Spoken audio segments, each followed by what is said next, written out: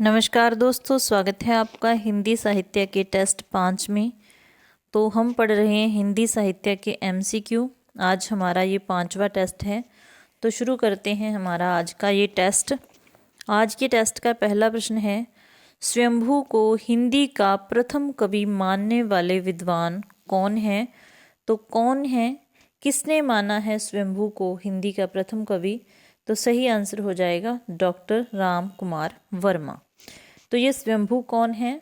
स्वयंभू अपभ्रंश के प्रथम कवि, ठीक है, अपभ्रंश के प्रथम कवि, जैन परंपरा के प्रथम कवि, और इनका जो समय 8वीं शती के आसपास माना जाता है। इनकी कुछ प्रमुख रचनाएं हैं, जैसे पयुम चर्यू, ठीक है, इसको इनके पुत्र त्रिभुवन ने पूरा किया। दूसरा इनका ग्रंथ है ऋठनेमी चर्यू, ये ग्रंथ भी पूछ लिए जाते हैं। और तीसरा ग्रंथ है स्वयंभू छंद। तो स्वयंभू के बारे में इतनी सारी चीज़ें आपने याद रखनी है। नेक्स्ट हमारा प्रश्न है, रीतिकाल को श्रृंगार काल नाम किसने दिया? तो रीतिकाल को श्रृंगार काल नाम दिया आचार्य विश्वनाथ प्रसाद जी ने। नामकरण से प्रश्न जरूर पूछे जाते हैं, चाहे आदिकाल का नामकरण हो चाहे रीतिकाल का नामकरण हो, ठीक है। तो आचार्य विश्वनाथ प्रसाद जी ने क्या कहा है? रीतिकाल को श्रृंगार काल। अगर पूछ लिया जाए रीति काव्य किसने कहा है, तो जॉर्ज ग्रियर्सन ने। अलंकृत काल बहुत पूछा जाता है। अलंकृत काल किसने कहा है? मिश्र बंधुओं ने कहा है। और रीतिकाल को रीतिकाल की संज्ञा किसने दी है? आचार्य रामचंद्र शुक्ल जी ने दी है। कलाकाल किसने कहा है? रमाशंकर शुक्ल रसाल ने कहा है। तो रीतिकाल के नामकरण से इतने सारे प्रश्न याद रखने हैं। श्रृंगार काल नाम दिया आचार्य विश्वनाथ प्रसाद मिश्र जी ने। रीति काव्य कहा जॉर्ज ग्रियर्सन ने। अलंकृत काल कहा मिश्र बंधुओं ने। रीतिकाल कहा आचार्य रामचंद्र शुक्ल जी ने। और कलाकाल कहा रमाशंकर शुक्ल रसाल जी ने। नेक्स्ट हमारा प्रश्न है, स्वयंभू के कौन से ग्रंथ को उसके पुत्र त्रिभुवन ने पूरा किया? तो स्वयंभू के पुत्र का नाम भी याद रखना है, त्रिभुवन, ठीक है। और अभी अभी हमने बात की कि पयुम चर्यू जो उनका ग्रंथ है, इसको पूरा किया था स्वयंभू के पुत्र ने, त्रिभुवन ने। तो ये याद रखना है। नेक्स्ट हमारा प्रश्न है, भरतेश्वर बाहुबली रास के रचयिता कौन है? तो कौन हो जाएंगे? श्री शालीभद्र सूरी, ठीक है। ये बहुत बार पूछा जाता है प्रश्न जितने भी हैं सारे ही महत्वपूर्ण हैं हिंदी साहित्य के, TGT PGT हिंदी दोनों के लिए ही। इससे पहले हमने 4 टेस्ट कर लिए हैं। अगर किसी बच्चे ने नहीं देखे तो डिस्क्रिप्शन में लिंक डाल दिया जाएगा, तो वो भी आप देख लेना। और प्रश्न अच्छे लगे तो लाइक ज़रूर कर देना। और लाइक करोगे तो हाइप का ऑप्शन आता है, उसको ज़रूर प्रेस करना। इससे पॉइंट जाते हैं चैनल को, क्योंकि बहुत टाइम के बाद वीडियो डालनी शुरू की है, जिससे चैनल को दोबारा मतलब ग्रो करना है, डेड ही हुआ पड़ा है, तो थोड़ी हेल्प हो जाएगी, ठीक है। तो अगले हमारा प्रश्न में चलते हैं। अगला प्रश्न है, संदेश रासक किसकी रचना है? संदेश रासक किसकी रचना है? और ये भी याद रखना है, जो भरतेश्वर बाहुबली के रचयिता हैं श्री शालीभद्र सूरी, ठीक है, उनकी जो ये रचना है भरतेश्वर बाहुबली, तो उसका संपादन पूछ लिया जाए तो मुनि जिन विजय ने किया था। और डॉक्टर गणपति ने, ये पूछा जाता है कि किसने किसको हिंदी का प्रथम कवि माना है? तो डॉक्टर गणपति चंद्रगुप्त ने शालीभद्र सूरी को हिंदी का प्रथम कवि माना है। जैसे डॉक्टर राम कुमार वर्मा ने स्वयंभू को माना है, तो डॉक्टर गणपति चंद्र ने शालीभद्र सूरी को माना है। ये भी याद रखना है। संदेश रासक की जो लेखक है कौन हो जाएंगे? अब्दुल रहमान, ठीक है। और संदेश रासक को पहला धर्मेतर रास ग्रंथ माना जाता है। और ये भी कहा जाता है कि किसी मुसलमान के द्वारा लिखित प्रथम काव्य रूप संदेश रासक है, ठीक है। संदेश रासक के बारे में इतनी सारी चीज़ें याद रखना है। ये एक खंड काव्य है, जिसमें अगर विषय पूछ लिया जाए तो विक्रमपुर की एक वियोगिनी की विरह की कथा वर्णित है। संदेश रासक का विषय क्या है? विक्रमपुर की एक वियोगिनी की विरह की कथा वर्णित है। छठा हमारा प्रश्न है, श्रावकाचार किसकी रचना है? तो आचार्य देवसेन की रचना हो जाएगी। और इनकी ये रचना कब की? लगभग 933 ईस्वी की। ठीक है, और इसमें 256 दोहे माने जाते हैं। इनके अन्य ग्रंथ पूछ लिए जाएं तो नए चर्य, दर्शनसार, भाव संग्रह, तत्वसार। ठीक है, तो सारी चीज़ें ही इसके बारे में याद रखनी है। ये जो हमारे प्रश्न हैं ज़्यादातर आदिकाल से संबंधित हैं। आगे आगे बहुत सारे प्रश्न करेंगे। नेक्स्ट प्रश्न है, गोरक्ष विजय नाटक की भाषा कौन सी है? तो गोरक्ष विजय किसकी रचना है? विद्यापति की। ये याद रखना है। अगर पूछ लिया जाए इसका गद्य भाग किस भाषा में है? तो संस्कृत में। ठीक है, और पद्य भाग पूछ लिया जाए तो किस में है? मैथिली में। ठीक है, ये भी याद रखना है। वैसे इसकी भाषा पूछी जाए तो मैथिली, जो ये रचना है मैथिली भाषा की रचना मानी जाती है, गोरक्ष विजय। ठीक है, पद्य भाग मैथिली में है और गद्य भाग संस्कृत में है। नेक्स्ट प्रश्न है, 1464 ईस्वी में कबीर की वाणी का संग्रह विजक नाम से किसने किया? तो ये तो लगभग सभी को ध्यान में होगा कि कबीर की वाणी का संग्रह किसने किया? धर्मदास ने किया। धर्मदास कौन थे? उनके शिष्य थे। ठीक है, और विजक में 3 भाग हैं। कौन कौन से हैं? रमैनी है, ठीक है, सबद है, साखी है। ये भी पूछा जाता है कि बीजक में क्या क्या शामिल है? रमैनी, सबद, साखी। साखी का अर्थ होता है साक्षी। तो अब देखना है कि जो रमैनी है उसमें छंद पूछ लिया जाए तो चौपाई और दोहा है, और भाषा पूछ ली जाए तो ब्रज भाषा और पूर्वी बोली है। ठीक है, रमैनी की भाषा ब्रज भाषा और पूर्वी बोली, और छंद दोहा और चौपाई। जो शब्द हैं गेय पद हैं, और साक्षी का छंद पूछ लिया जाए तो दोहा हो जाएगा। भाषा पूछ ली जाए तो राजस्थानी, और पंजाबी मिली खड़ी बोली। ठीक है, इतनी सारी चीज़ें याद रखनी है। अगला प्रश्न है जो बहुत सारे एग्जाम का फेवरेट प्रश्न है, कबीरदास जी को वाणी का डिक्टेटर किसने कहा है? जब भाषा का डिक्टेटर किसने कहा है? तो किसने कहा है? हजारी प्रसाद द्विवेदी जी ने। ठीक है, इसके अलावा और किसने क्या कहा है? श्याम सुंदर दास जी ने कबीर जी की भाषा को पंचमेल खिचड़ी कहा है। तो कबीर जी की भाषा को पंचमेल खिचड़ी किसने कहा है? डॉक्टर श्याम सुंदर दास जी ने।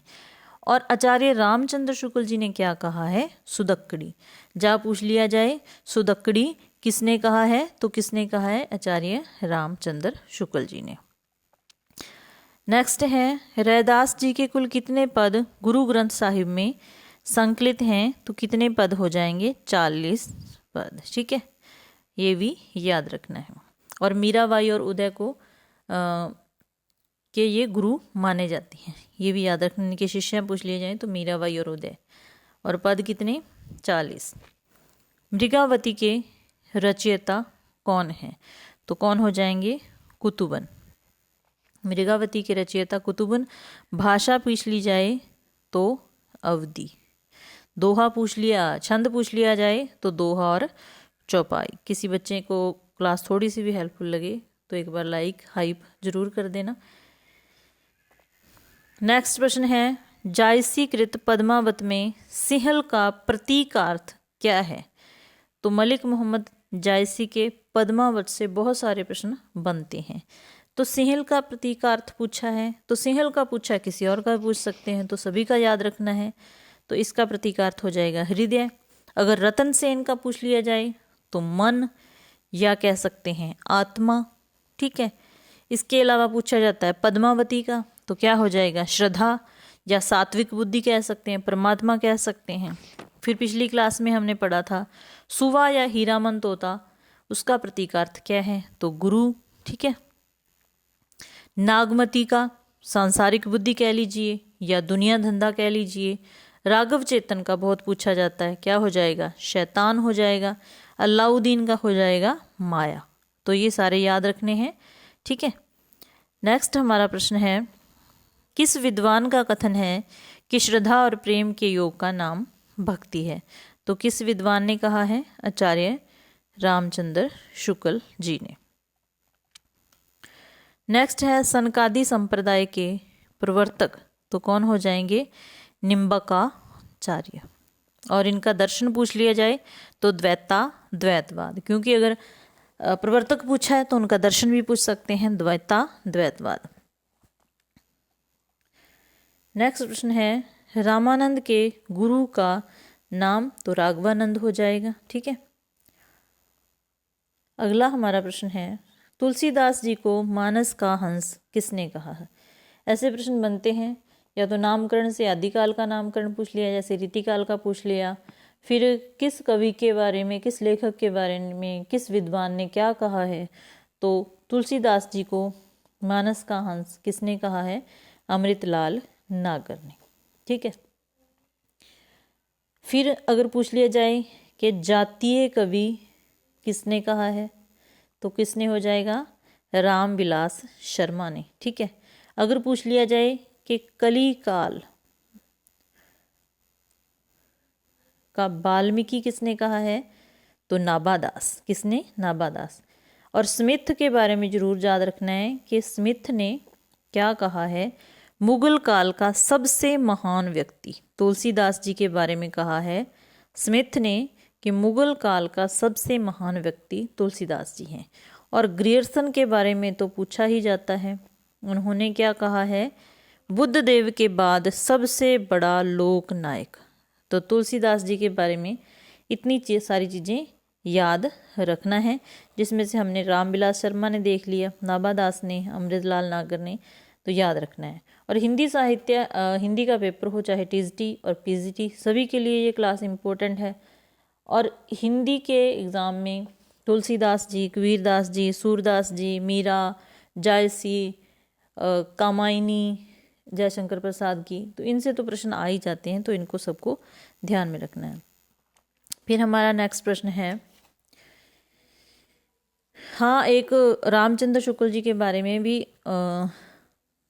मतलब उन्होंने क्या कहा है वो भी याद रख लेना। रामचंद्र शुक्ल जी ने इनकी वाणी की पहुँच मनुष्य के सारे भावों व्यवहारों तक है। तो आचार्य रामचंद्र शुक्ल जी तुलसीदास जी के बारे में क्या कहते हैं कि इनकी वाणी की पहुँच मनुष्य के सारे भावों व्यवहारों तक है। तो अमीर खुसरो की रचनाएं, अमीर खुसरो किस तरह की रचनाओं के लिए प्रसिद्ध हैं? तो पहेलियाँ, मुकरियाँ। ठीक है। अमीर खुसरो का अगर वास्तविक नाम पूछ लिया जाए तो अबुल हसन, ये भी याद रखना है, नाम पूछ लिया जाता है। ठीक है। और ये निज़ामुद्दीन औलिया के शिष्य थे, खड़ी बोली के आदि कवि कहे जाते हैं। इन्होंने दिल्ली के सिंहासन पर 11 राजाओं का आरोहण देखा। ठीक है। तो ये सारी चीज़ें याद रखना है। डॉक्टर ईश्वरी प्रसाद ने अमीर खुसरो को महाकवि या कवियों में राजकुमार की संज्ञा दी है। तो ये भी याद रखना है कि किसने अमीर खुसरो को महाकवि या कवियों में राजकुमार कहा है। तो डॉक्टर ईश्वरी प्रसाद ने 11 राजाओं का दिल्ली के सिंहासन पर आरोहण देखा है, खड़ी बोली के आदि कवि हैं, निज़ामुद्दीन औलिया के शिष्य हैं। जो मूल नाम पूछ लिया जाए, वास्तविक नाम, तो अबुल हसन। नेक्स्ट प्रश्न है, आदिकालीन साहित्य में वीर रस की रचनाओं में किस शैली का प्रयोग किया गया?